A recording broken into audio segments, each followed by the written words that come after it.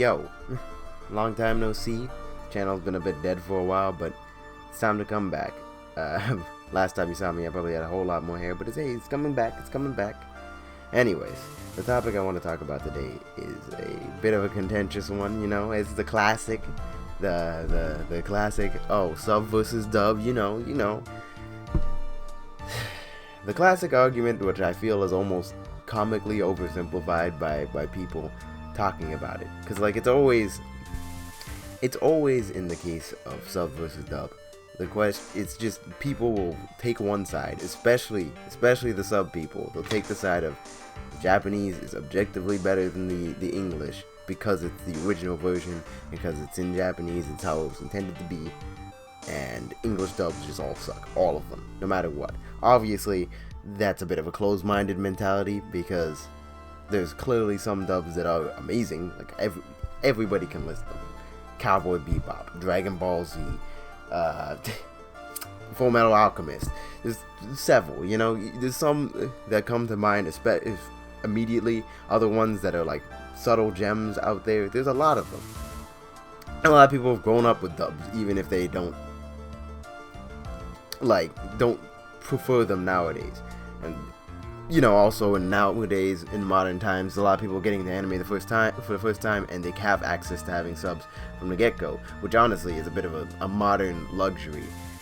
But I have my own thoughts about it. Personally, it's like I get the mentality that subtitles, being the original product, do have certain strengths that the English dub do not. But I also, as an actor myself, as somebody who's been in acting for most of my life, been learning a lot about how acting is interpreted and like how you act, the acting process is. I don't see the logic as obvious as it might seem to somebody who doesn't have the same kind of viewpoint that oh, the original is better because it's the original one. It doesn't really follow through when you think about it. Because, let's take, for example, well, just because, like, as performances work, right? There's always multiple interpretations of the characters and the voice and all this, that, and the other about the performance, the character, you know? There'll be different people trying different things with different characters depending on who they are and what they're doing.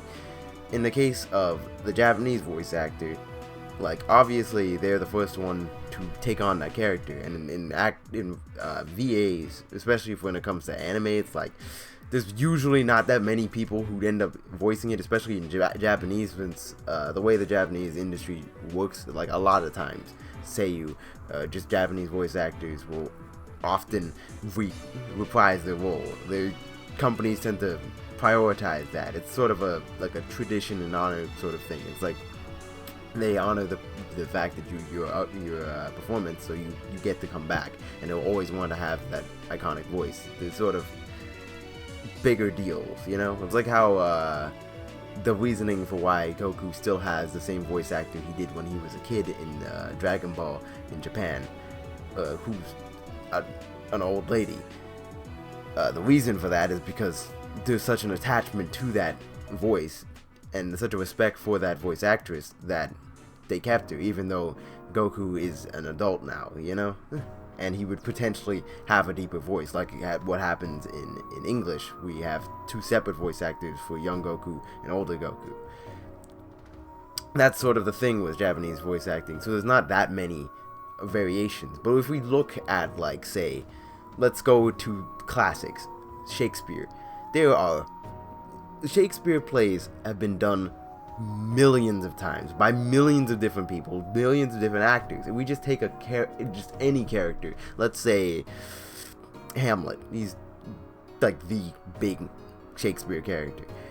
Hamlet as a character has been interpreted, reinterpreted, done by thousands of people. High school students have done Hamlet.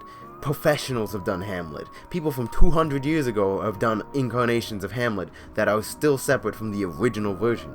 Now, granted, we can't actually see what the original version was like, because obviously we weren't there, but like, when you think about it, right? There's the original interpretation of Hamlet, which is the most accurate, right? Because it had William Shakespeare himself was probably directing that and being like, all right, actor, you got to do this, that, and the other. That was the original incarnation. But can you objectively say that because it was the first version, it's the best version? I mean, a lot of people assign value based on what they experience first, for one.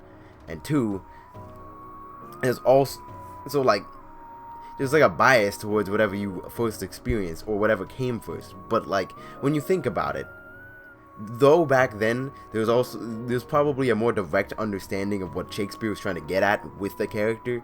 Back then it was a lot easier for him to get through it, even though he was kind of ahead of his time. It was a lot easier for you to get like a direct comparison, because you would like things like the political systems back then, the kings and whatnot, would have been second-hand knowledge to those people. They wouldn't have had to jump through hoops to figure out what this means, what that means.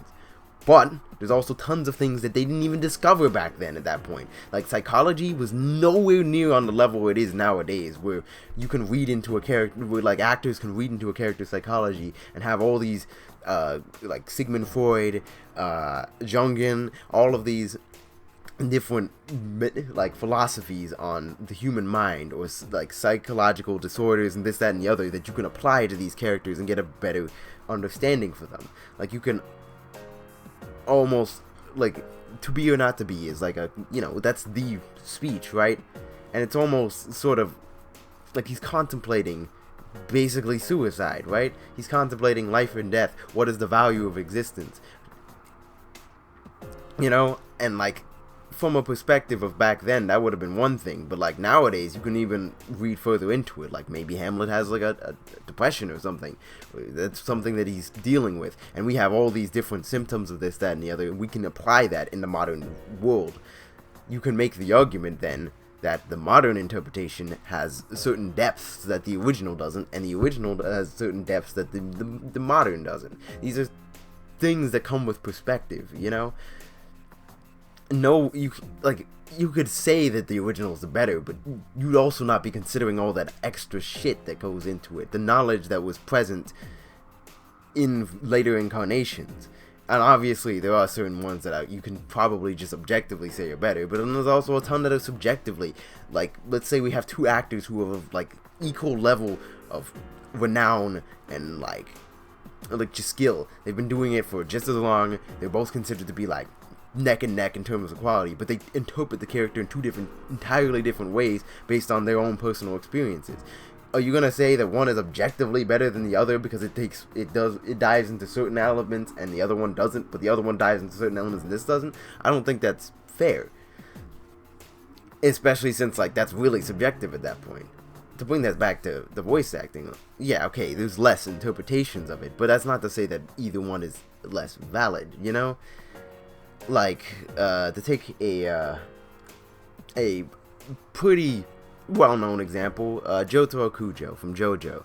He's a character that I see where he has like certain complexities that aren't really super duper obvious upon first viewing. Like, it's not like you look at the character and you're just like, okay, I get everything about him. Because like, at first he kind of appears as if he's just like this stoic badass and got no emotions.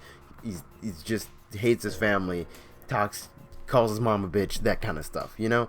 It's not clear, but he has a bit of an arc going on throughout the series. He acts like a certain way at first because he's 17 and he's trying to act cool and he's trying to appear a certain way, but as you start to peel back his layers, you start to realize, especially over time, there's a progression of him becoming more, like, showing more of his actual caring side. You can see it as soon as, like, one of the earliest episodes, like episode 2, he shows concern towards his mother, even though up until that point he hadn't been.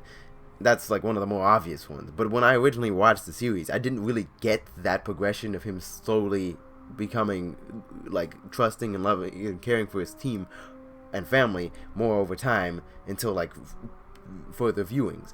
And so the problem with that is that, like, when I'm first viewing through this in Japanese, I'm missing a whole lot of stuff that I can't get Like a lot of things and complexities that I'm sure in the performance that I simply can't get because I don't understand Japanese. And like the subtitles can convey certain things, but they're not perfect. The Japanese language is really complex. There's a lot of different working parts to it. There's complexities, like just little nuances to how somebody might say something, or what words they use, or what kind of dialect, or how proper they're being, that kind of conveys what the exact definition of what they're trying to say is. There's those tiny nuances that are like, oh, he's saying it this way, that means he's being a little bit more soft with it, or maybe it sounds a little bit more disingenuous when he's saying this way, and like, or he's speaking in a rough manner, but this word ties to like this etymology that has a very specific meaning that Japanese watchers, they're able to understand easily because that's what they speak. They know those things. But from the subtitles, you're not gonna get all of that complexity because it's being translated into a way that you can understand generally. Like, there might be something that the subtitle, like the translator is missing, or just simply can't convey in English. Which it's like, I noticed certain things through like Jotaro's body language and whatnot over time, but I wasn't really able to do it by hearing his voice acting. And it feels, and it's kind of difficult in that regard, because like, obviously as somebody who doesn't speak Japanese, I can't say entirely the total depths of that performance. I very much enjoy that performance. I still think it's awesome in a lot of ways, but I wasn't able to get his characterization immediately. I had to read into him a lot in order to get that, which I feel like the Japanese audience doesn't have to do. Now, with his English voice actor, I was able to pick up on those things immediately, a lot more, because there's a lot, because I understand the English language, and it was a lot easier to see what the actor was playing with how he said things, and in my own understanding of English. So me, it was a lot easier to tell Matthew Mercer's interpretation of the character, or the way that Jotaro was progressing through how his tone came through how he was acting. There was a lot more like complexity of emotions from what I could tell, you know? And not to say that his performance is better, because I actually think both of them are pretty equal in terms of how they can portray the character. I love both. I would honestly say that Daisuke Ono does a lot of things better than Mark Mercer and vice versa. But the thing is just that it's easier to tell that his age, for one. Like, he sounds a lot, not like younger, because like, I would agree that a lot of times, like, people when listening to subs, they're basically mostly listening to how the voice sounds, and they kind of sort of associate certain things to it based on that. Because it's harder to say, oh, they're bringing more emotion or more depth to this, that, and the other, when you can't really tell if the way they're saying something is corny or normal, you know? Like, in Japanese, somebody being like, oh, you know, screaming a certain way might be like, oh, I've heard that a million times. That's like when somebody in English is making like this really dramatic scream, and you're just like, oh, that's pretty corny. They can tell that, but from us, it might just sound really awesome because we don't have the same exposure to it, or we can't really tell the difference between we haven't heard Japanese enough to where we can tell the difference between a more like realistic portrayal and a more over dramatic portrayal, you know? I mean, in some series like JoJo, it's really obvious because there's some characters who just scream their goddamn minds off, and it's like, oh yeah, that guy's going crazy. But like in a lot of other series, it's not as serious, you know, or as well, I wouldn't say serious, more, it's not as dramatic as that, or ridiculous, to where that's sort of part of the appeal, that a character's just screaming their goddamn mind off, or just like losing their shit in a way that's like totally beyond normal understanding. But like, again, in English, it's a lot, with that performance specifically, it's like a lot easier to tell that Jotaro is a certain age and that he's acting a certain way. You can kind of see when he's being more jovial in certain situations. It's a lot easier to sort of break him down that way because it comes naturally. And that's sort of the benefit of speaking, of understanding this in English. And not to mention, there's also certain things that he just straight up does differently from the original portrayal. Because I'm sure there's those complexities there too. I'm just not picking up on them. But like, there's also just like certain ways of how he plays him. There's a lot more sarcasm in certain areas. You can pick up on him more. He seems a little bit less like just unstoppable juggernaut 80s action star, and a little bit more like a 17, like a person of his age, like just some cool kid who's really just trying to cover up some of his more soft sides by acting up that, like, oh, I'm a badass, I'm gonna just be real as shit. But at the same time, that's still present, that aspect of, oh, he's genuinely like that. It's just easier to see sort of his nuances as an English speaker, or it's just through that performance. It's a lot easier to see it. It's also a good reason why I like part 4 Jotaro more than I like part 3 Jotaro, because those complexities, or like those nuances, that sort of fake facade of, oh, I'm the shit, nobody can tell me shit, I don't give a fuck what anybody says, I can disrespect whoever, is not there, because he's matured a lot more, and you can see a more nuanced performance from Daisuke Ono, and you can kind of tell who Jotaro really is, who he always really was underneath all of the showboating in that performance, and you kind of strip away a lot of the bullshit and get more of what really makes him a cool character. And while, yeah, the bullshit was cool, but it's like, that was always something I appreciated about that, and I was like, wow, I like Jotaro way more now. He just jumped up several things, but I feel like with Matt Mercer, I was able to already tell that the bullshit was there to begin with, and sort of piece out that part 4 Jotaro in the part 3 Jotaro. You know, it was a little easier. And again, as I would like to make 100% clear, I'm not saying that either one of them is better than the other. I kind of like them equally. There's certain things that they bring to each other. I'm just saying that these are two entirely different interpretations of the character, and no one of them is more valid than the other, and there's certain things you can get in one versus the other. Now, like I was bringing up earlier, there's also sort of a misconception when it comes to subtitles that, like, oh, if you're watching subtitles, you're watching the original Japanese. That's not entirely fair, because when you're watching the original subtitle, the subtitles, you're not watching the Japanese version of it. You're reading a translation of whatever the Japanese performance is trying to be. And of course, there'll be stuff that's missed. It's not, like, watching Japanese subs is not the same as watching the Japanese. It's just not the same, because watching the Japanese, if you understood Japanese and were, like, fluent in the language, you'd be getting a totally different experience to what you're reading on there. Like, you'd be able to get so much more from that performance than what you're getting being another speaker. The subs are sort of like a compromise for, I want to experience the Japanese, but I can't really experience the Japanese. And in that way, like, the idea that, like, the subs are holier, more pure, is a bit skewed. Like, okay, you still can hear the Japanese performance, sort of, but, like, your perspective is still... Well, other than that, like, your perspective is still being filtered through translation being provided by some dude in America or Europe or something who happens to know both languages and might, you know, has studied, you know, that culture to a certain degree, but isn't like a native speaker to Japanese or anything like that, and still has to, even if he still has to translate it in a way that makes sense to Americans who don't have that kind of knowledge. It's a delicate art, and ultimately not everybody does it as well as others. There's a lot of situations, like, to go back to JoJo as an example, I'm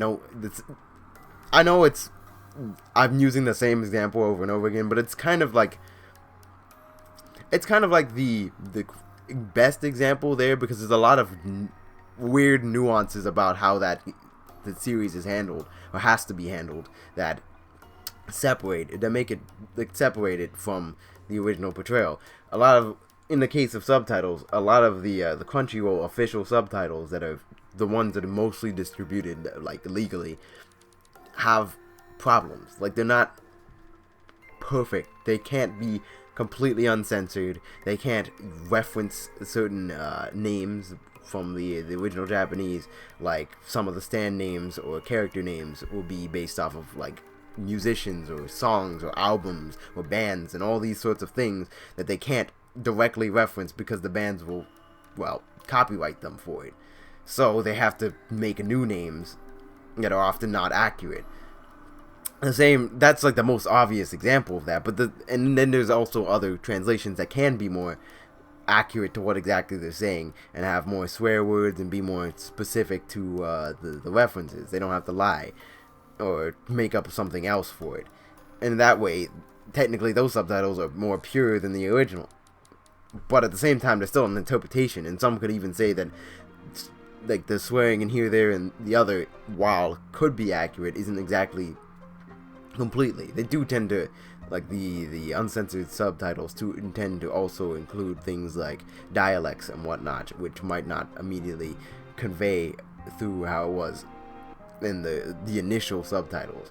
But the thing I'm trying to illustrate here is that these are just interpretations, some of which are less accurate than others.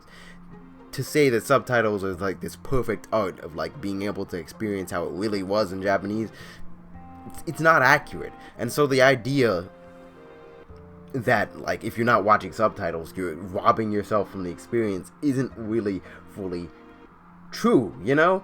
Like if like you're not getting the same information that Japanese people are, so it's not as perfect as it seems. And then the argument that that dubs are less accurate then comes into question, because they're also being translated, but they also have the benefit of being interpreted in a different way and being a different experience. There's something more to it there than a skewed perspective, you know?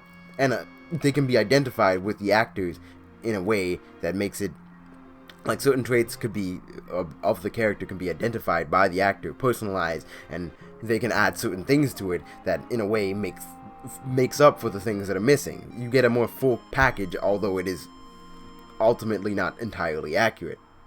There's a lot of value that can come from an English dub in that regard. Like there's something else there. It's a different interpretation. I think people look at dubs too much as like, oh, they're replacements that are just not as good, and not as much as a different interpretation or just like a different incarnation.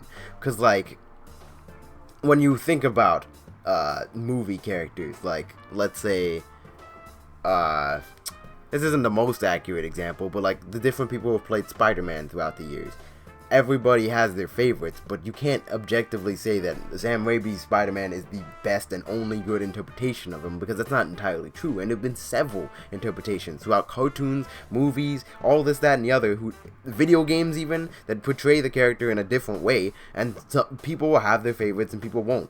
Just because it's in English doesn't necessarily mean that that version of Spider-Man is better. You know, like if there was a Japanese dub of Spider-Man and that had all these certain things that the Japanese culture can only bring to it, it's possible that that would be a really good incarnation, maybe even better than certain other ones, you know? And so, like, again, with the Hamlet example as well, there's plenty of people who've interpreted Shakespeare's characters throughout the years, like millions of people. It's been performed tons, like a lot of times. You can't understate how many people have tried and interpreted things in different ways, and you can't say that one is objectively better than the other if they're both really, really good, you know? Now, I'm not trying to also say that a good, like a bad dub should be defended simply because it's a different interpretation. If it's terrible, then go right in. I'm just saying that honestly, from the perspective of dub versus sub, at least from my perspective as somebody who's an actor who sees things in a more like technical perspective of what acting is and the benefits of dubs and sort of how the industry works as well, because dub actors they get a lot of shit just for being on another interpretation that isn't the original. Like, people will straight up walk up to actors not even knowing and be like, man, you watched the dub? That's trash. I don't do dubs. Dubs are garbage, honestly. Like, they're saying this to somebody whose little, like, entire job is to dub things. Like, it kind of hurts, you know? I feel bad for them in that way, because it's not like they're not giving their 100%. People accuse dub actors are not bringing the same kind of energy, but that's not necessarily true. A lot of really great, basically any great actor will put their whole soul into a performance. And like, in addition to just like my feelings towards it, dub actors in general, just like the industry in general, the different nuances that a performance has, it just makes me appreciate it more, you know? I really don't think that a dub should be written off simply because it is a dub. And I feel like people are becoming a little bit more, you know, understanding to that perspective. There are still people who are just like, oh, I don't do dubs. Like, I like, from my perspective, I just want people to consider the possibilities. Because, like, there's a lot of people who won't even listen to the English dub, or listen to like one clip and then just be like, nope, this whole thing's trash. It's immediately garbage because it's not what I identify with, or what I originally experienced, or what I'm used to, which isn't fair. I've watched both the English dub and the Japanese dub of JoJo. In fact, I originally watched the Japanese one. In fact, I've done that for quite a few series actually, where I've gone back and watched them in dub because I've just been interested in it. Mob Psycho 100 is another example of a series that I've watched in both. And it's interesting because, like, there's a lot of times where I'm just like, wow, some voice maybe in the series I've looked at and I've just been like, oh, well, that's kind of just a throwaway character. I like the character, but I'm not really crazy about his voice. But then the other one, I'll be like, okay, certain characters I like more, a little, like, they're not as good or not as iconic in the same way, but like this one character that I didn't even really consider before is suddenly like really high tier. Like that actor's just doing great. You know, it's one of those things where it's like you could essentially watch the show from a completely different perspective or from a different interpretation. And it's entertaining in itself to see the differences between them. I don't think that you can I don't think it's a good idea to just shut off a second interpretation entirely. Why not just consider them both as options? And then if you like this better than the other, you choose this over the other. And if you don't, you don't. Like, the only thing that dubs sort of have against them in that regard is that most people who watch anime as it comes out will experience it originally in its subtitle version, because of course the dubs take time to make. But like for older shows, for example, it's worth considering both perspectives. Another thing I would also say is that when it comes to subtitles as well, with not even subtitles, when it comes to like the Japanese dub versus the English dub, when it comes to series that have like multiple different ethnicities represented, which are few and far between, I have to stress, like, it's not very common for a Japanese series to just have like characters from all over the world. But in series like that, there's also the benefit that in English you can better portray those different things easier, because it's like, especially in America, or like even in just North America in general, or even just from like a world perspective, majority of people speak English. So there's more like places where that dub can be applicable, even if they don't add anything else. But then there's also the benefit that as a culture, America is way more experienced with foreigners than Japan has, and that's for a long-standing history, or even just Canada as well. That's long history, because for a while Japan was straight up locked off to foreigners, and their only exposure to them were like the Dutch, and then like later the European, like the British and the Americans, which are, don't want to have to put it to you this way, basically all white people.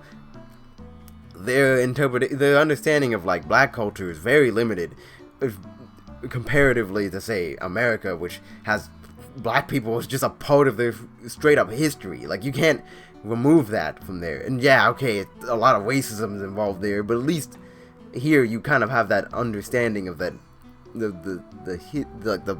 both the history and like the weight of that sort of thing. And other cultures immigrate here all the time.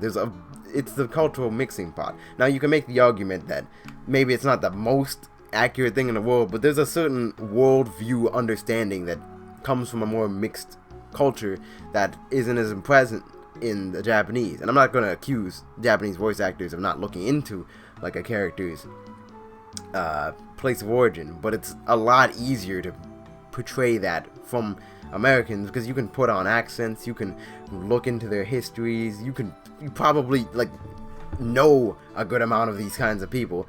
And not to mention, you also have those people present. Like, if there's a character who's Indian, you can have an Indian actor portray him in America or in Canada or Europe or whatever, because it's a lot likelier of a chance of there being an Indian actor being around here than there is in Japan. And that's something that you kind of can't get over, right? It's very rare. Like, I can name like a handful of series that really actually don't star Japanese people or have like different cultures. It'd be like JoJo, Black Lagoon, Cowboy Bebop, and like Trigun or something like that. And that's basically like just off the top of my head, the first ones that come to mind, because it's not very common.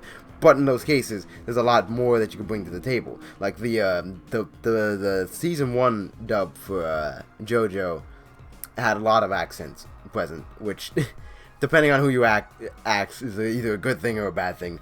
Personally, I'm not too hot about it, but there's also a lot of other things. Like, the performances are pretty on point anyway, so it's okay. And like the Part 5 dub especially adds a lot of Italian to it, just like Italian phrases to the dialogue, which was in the Japanese, but not to the extent that it is here. You know, it's like, it's a fuller understanding, you know? And it's easier to portray that with a more culturally aware society. And that's another benefit that dubs kind of have over subs. It's just another added section of complexity. Because, again, mostly my perspective is not that subs or dubs overwrite each other. It's that, like, they should be options. Another key point is also in comedy. A lot of comedy series depends. Really, really good Japanese comedy series can make you laugh regardless. That is a fact. But there's certain series where it's like, the comedy is like not anything to write home about, and like the way the actors portray it, like the jokes are very Japanese centric. You have to be from a Japanese audience to sort of get it, and it just doesn't translate well. I'm talking about pure comedy. I'm not talking about like a series that has comedy spliced into it. Like, say, Mob Psycho 100 is a very funny series, even in Japanese, but it's not specifically a comedy, you know? It's not, like, actively trying to tell jokes. And there's certain series where it's like, it doesn't really work.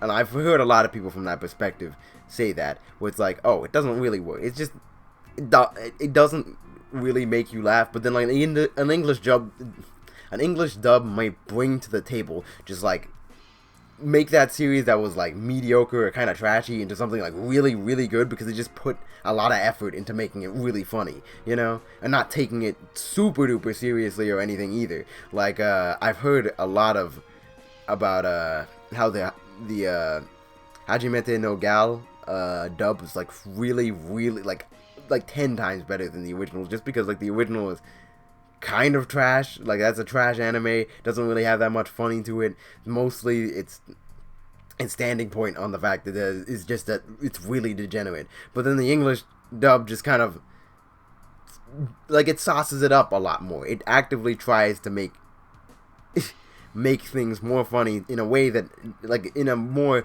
Western kind of way, to where it's like, you watch it and you're like, wow, this is like, they're taking the piss out of this shit way more. They're having more fun with it. It seems like it makes you laugh more. They say more, I don't know, vulgar things, sometimes more applicable things, like, what the fuck is this kind of stuff. Like, they don't take it as seriously, and there's certain things that come out that aren't there. Konosuba also has a really good dub as well, and I wouldn't say that Konosuba was not a series that was funny in Japanese, but it's like of an even level of quality in the dub, because they bring the same kind of eccentricity to it, you know?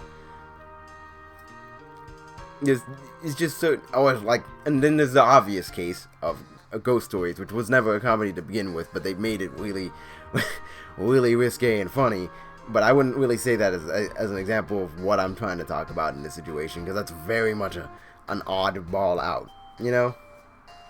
Another case, like, this is the last case I'm going to bring up, but like one case of like a series that I tried to watch in Japanese, and couldn't get into at all for one really, really situational, specific reason for this. And it sort of ties to my own sort of problems, because accessibility problems basically is what I'm going to talk about next. Is that okay, there's this one series that was coming out a while back. It's called Occultic 9. It's actually written by the same kind of, well, like, it's based off a visual novel by the same people who made Steins Gate. So for me, it was a personal big interest.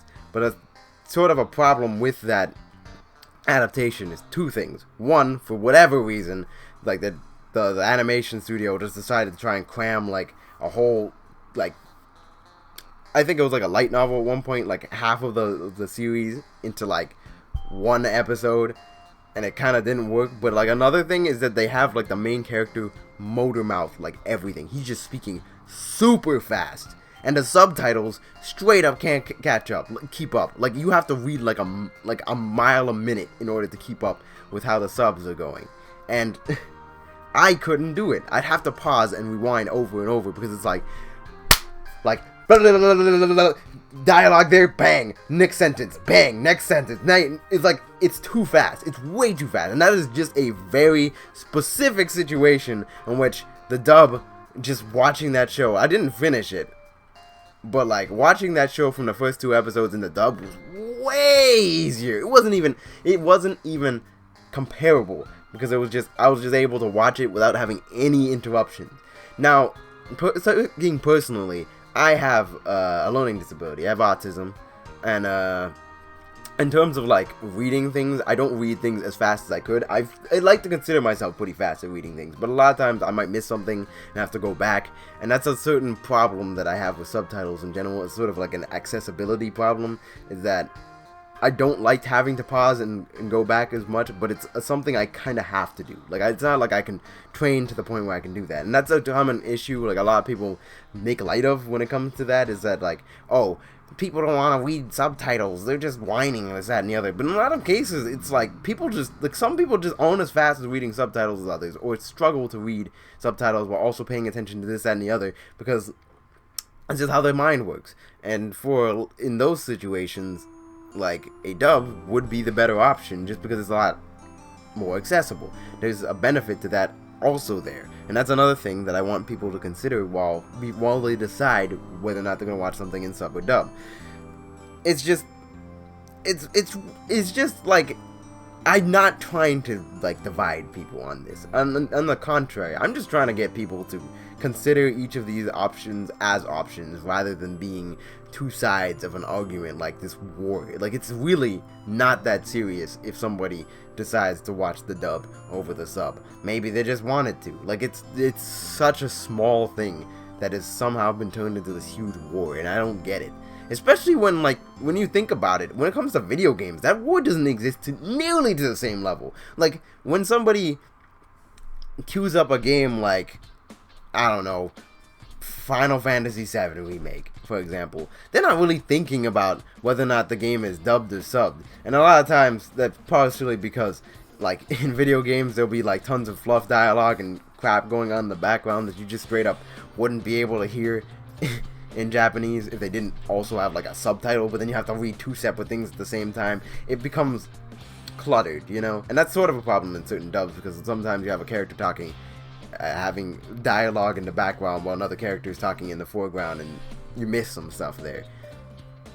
But like with games, it's a lot more common. You'll have like, if you're like in a war zone in like Call of Duty or some shit, and you have like like, I mean, I guess a lot of people don't really play the single player for Call of Duty, but it's just an example. Let's say you're playing like Gears of War or something. You're playing the thing, and you're having like this guy yelling this thing at you, and this other character yelling this at you, and it's a little too much sometimes.